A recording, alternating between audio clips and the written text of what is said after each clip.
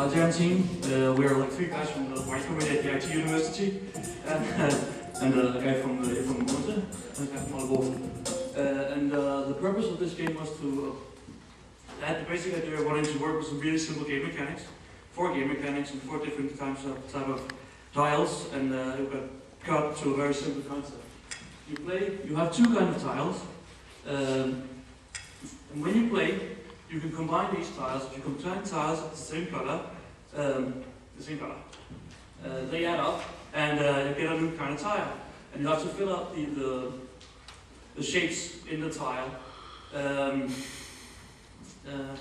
It monitors either how many moves you have used, how many times you have dragged tiles onto the field, or it runs on time. You have 90 seconds to complete each level. You can also combine 2 tiles of different colors, and the overlapping areas will vanish, and the tile you put on top will vanish. And that way you can create tiles to fill out the various holes that are there.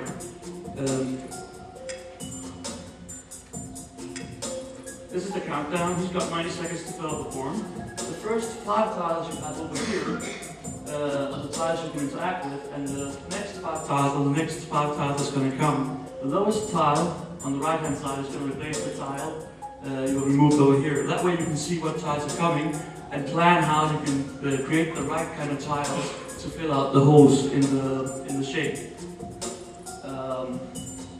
You've got 5 trashes where you can remove tiles to get rid of them so that you can get more correct better tiles in, so that you can keep on working with the level.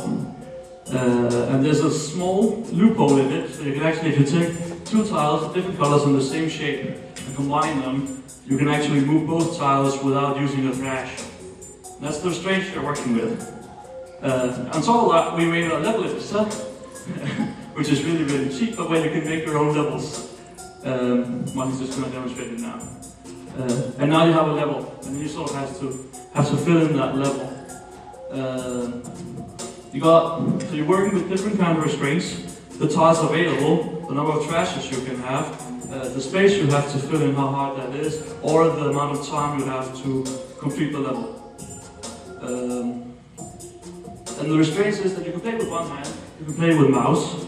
The requirements. There's a time constraints, of course the last one, and there's multiple ways of solving it. You can either sort of make sure that you want to fill out all the small holes when you start out, or you can just throw a lot of tiles in there and then look at what kind of holes do I have to fill out now. It's really quite simple, but it works like a charm.